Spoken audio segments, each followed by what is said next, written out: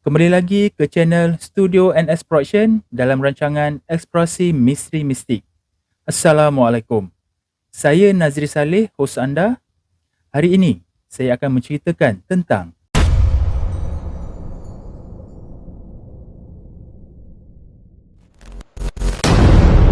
sumber maklumat yang kami perolehi dari kaedah ilmu kebatinan secara Islam iaitu Al-Haq.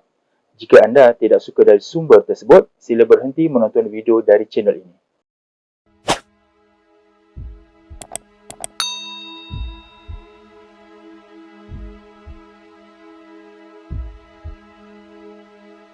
Perang Padri adalah perang yang terjadi di Sumatera Barat dan sekitarnya, khususnya Kerajaan Pagaruyung dari tahun 1803 hingga 1838. Perang ini adalah perang yang awalnya merupakan konflik atas masalah agama sebelum berubah menjadi perang melawan penjajahan. Perang ini bermula dari munculnya sekelompok ulama yang disebut Padri melawan adat istiadat dalam masyarakat adat di sekitar Kerajaan Pagaruyung. Ciri-ciri yang dimaksud antara lain perjudian, sabung ayam, penggunaan minuman keras, tembakau dan sirih, serta aspek undang-undang adat mengenai warisan, serta perlonggaran pelaksanaan kewajipan ritual Islam secara formal. Kurangnya kesepakatan dari pihak orang asal, meskipun mereka telah memeluk Islam, untuk menolak adat itu telah mencetuskan kemarahan kaum Padri dan peperangan meletus pada tahun 1803. Sehingga 1833, perang ini boleh dikatakan perang saudara yang melibatkan rakan-rakan Minang dan Mandailing. Dalam peperangan ini, Padri dipimpin oleh Harimau Nan Salapan, manakala masyarakat adat dipimpin oleh Yang di-Pertuan Pagaruyung, pada masa itu Sultan Arifin Muningshah. Orang-orang asli yang mula tertekan meminta bantuan dari Belanda pada tahun 1821. Walau bagaimanapun, penglibatan Belanda ini sebenarnya merumitkan lagi keadaan. Sehingga 1833, orang-orang asli berbalik melawan Belanda dan bergabung dengan Padri, walaupun akhirnya perang ini dimenangi oleh Belanda. Perang Padri termasuk dalam peperangan yang memakan masa agak panjang, sehingga kehilangan harta benda dan mengorbankan banyak nyawa. Selain meruntuhkan kuasa Kerajaan Pagaruyung, peperangan ini juga memberi kesan kepada kemelesetan ekonomi masyarakat sekitar dan membawa kepada jumlah pelarian secara besar-besaran dari zon konflik.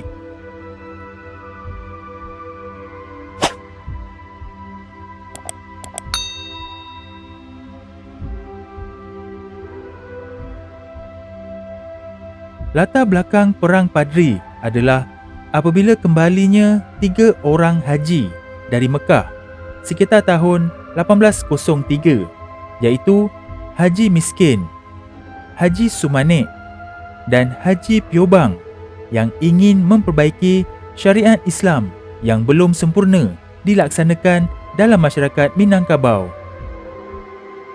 Mengetahui hal itu, Tuanku Nan Renceh sangat tertarik tentang perkara itu dan kemudian memberikan sokongan kepada 3 orang haji tersebut bersama ulama lain di Minangkabau yang bergabung dalam Harimau Nan Salapan. Harimau Nan Salapan kemudian meminta Tuanku Lintau untuk mengajak Yang di-Pertuan Pagaruyung, Sultan Arifin Muningshah dan masyarakat adat untuk meninggalkan beberapa adat yang bertentangan dengan ajaran Islam. Dalam beberapa kali perundingan, tidak ada kesepakatan antara kaum Padri dengan kaum adat. Seiringan dengan itu, beberapa nagari atau kawasan dalam Kerajaan Pagaruyung bergejolak sehingga keadaan menjadi genting. Sehinggalah kemuncak pada tahun 1815 dengan kaum Padri pimpinan Tuanku Pasaman menyerang kerajaan Pagaruyung dan tercetuslah peperangan di Koto Tangah. Serangan ini menyebabkan Sultan Arifin Muning Shah terpaksa berundur dan melarikan diri dari ibu kota kerajaan. Dari catatan Stamford Raffles yang pernah mengunjungi Pagaruyung pada tahun 1818, menyebut bahawa ia hanya mendapati tinggalan sisa-sisa istana kerajaan Pagaruyung yang sudah terbakar.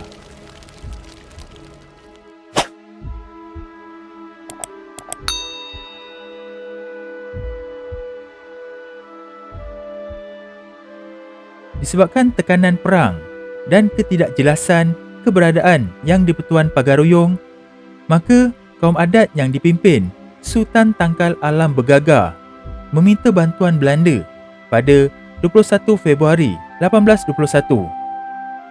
Walaupun sebenarnya Sultan Tangkal Alam Bergagar pada ketika itu dianggap tidak berhak untuk mengadakan perjanjian atas nama Kerajaan Pagaruyung.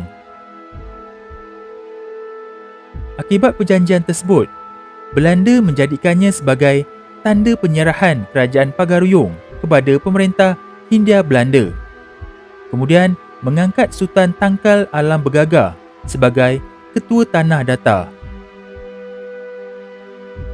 Penglibatan Belanda dalam perang tersebut atas undangan penduduk kaum adat dan campur tangan Belanda dalam perang tersebut ditandakan dengan penyerangan Simawang dan Sulit Air oleh pasukan Kapten Goffinet dan Kapten Dienema pada bulan April 1821 atas perintah Residen James Dupuy di Padang.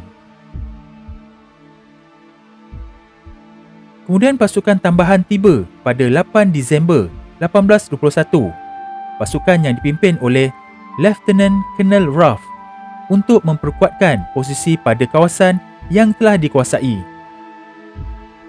Pada 4 Mac 1822, pasukan Belanda di bawah pimpinan Lieutenant Colonel Ruff berjaya mengusir kaum Padri dari Pagaruyung. Belanda kemudian membina benteng di Batu Sangkar dengan nama Fort Van de Kapellen, sementara Padri menyusun kekuatan dan bertahan di Lintau.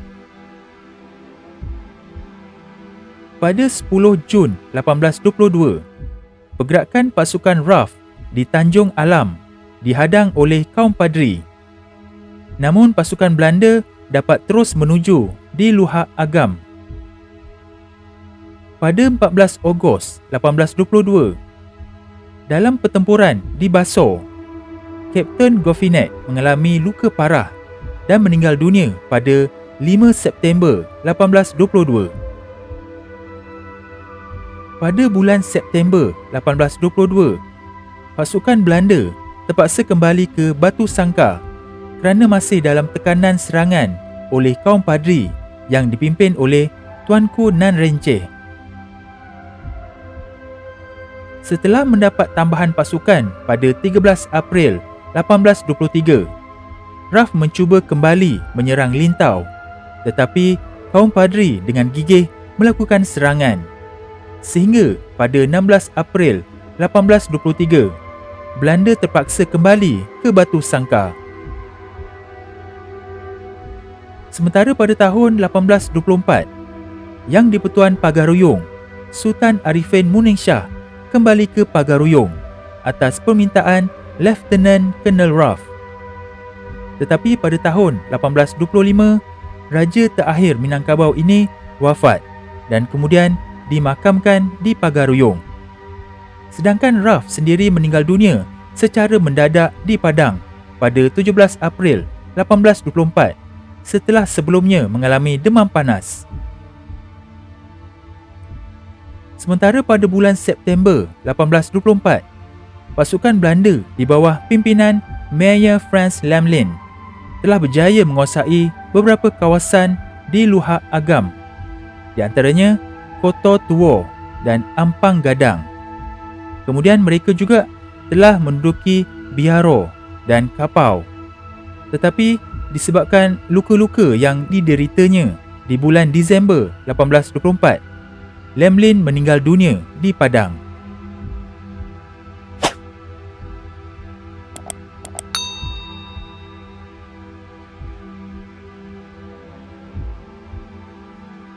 Secara ringkasnya, sejak tahun 1833, bermulalah sikap tolak ansur antara kaum adat dan kaum padri. Pada 11 Januari 1833, beberapa kubu pertahanan Belanda diserang secara mengejut, membuatkan keadaan menjadi huru-hara dan dikatakan dalam sekitar 139 orang tentera Eropah serta ratusan tentera pribumi terbunuh. Sultan Tangkal Alam Bergaga yang sebelumnya dilantik oleh Belanda sebagai Ketua Tanah Datar ditangkap oleh pasukan Lieutenant Colonel Erlaut pada 2 Mei 1833 di Batu Sangkar atas tuduhan pengkhianatan. Kemudian Belanda mengasingkannya ke Batavia, iaitu Jakarta.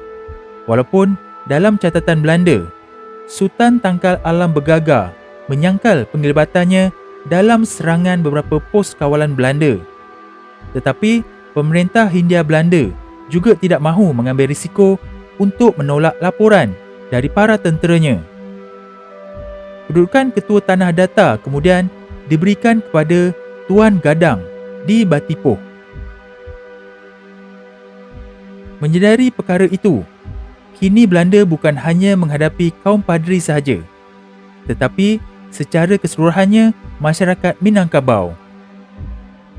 Maka pemerintah Hindia Belanda pada tahun 1833 mengeluarkan pengumuman yang disebut Plakat Panjang, berisi sebuah penyataan bahawa kedatangan Belanda ke Minangkabau tidaklah bermaksud untuk menguasai negeri tersebut. Mereka hanya datang untuk berdagang dan menjaga keamanan. Penduduk Minangkabau akan tetap diperintah oleh para penghulu mereka dan tidak pula diharuskan membayar cukai. Kemudian Belanda berdalih bahawa untuk menjaga keamanan, membuat jalan, membuka sekolah dan sebagainya memerlukan kewangan. Oleh itu, penduduk diwajibkan menanam kopi dan mesti menjualnya kepada Belanda. Perlahan-lahan Belanda menyusup dan melakukan serangan sehingga pada tahun 1837, benteng pertahanan Tuanku Imam Bonjol dapat dikuasai Belanda.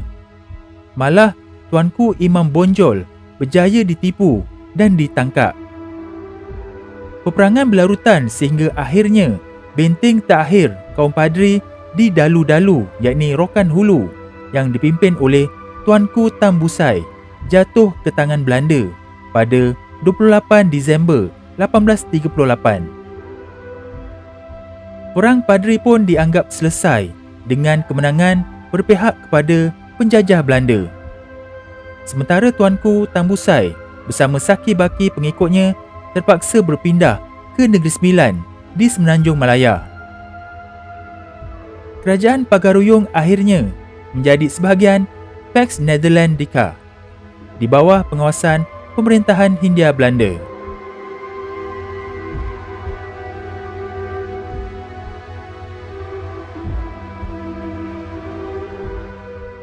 Jangan lupa sertai ahli member channel Eksplorasi Misteri Mistik ini dengan klik pada butang join di bawah video ini atau klik link pada ruangan description. Terdapat 4 pilihan peringkat package yang disediakan. Untuk penerangan lanjut, sila klik join sekarang dan anda akan dibawa kepada video penerangan berkenaan package-package tersebut. Itu saja video untuk kali ini. Terima kasih kerana tonton dari awal sehingga ke akhir. Jumpa lagi pada video yang lain yang lebih menarik, insya-Allah. Assalamualaikum.